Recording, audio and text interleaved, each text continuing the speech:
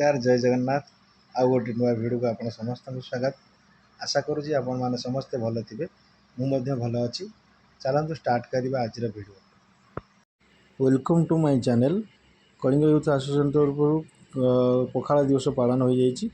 प्रथम माछ घांट होपर बड़ी चूरा पांपड़ माछ भजा एवं रोषे स्टार्ट हो माछ भजा देखो चली रोषे भी स्टार्ट है। चिंगुड़ी एपटे चिंगुड़ी छणा चलती। यहाँ सादा सादा आइटम गोटे मिनिमम 7-8 प्रकार आइटम होता।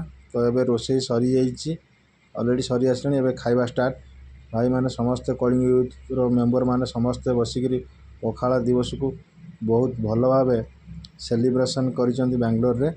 बहुत मिनिमम 200-300 आसी लोक मैंने कलिंग यूथ रो जोग देते पखाला दिवस उपलक्षे।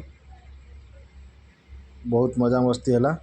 तो ओडिशार जहाँ भी किसी पर्वपर्वाणी रोचे बेंगलोर में आम ये सेलिब्रेशन भी करुचु बहुत बढ़िया मजार। कारण बड़ बड़ भाई मैंने सब अच्छा ये समस्ते मिसिक सेलिब्रेशन करुचु।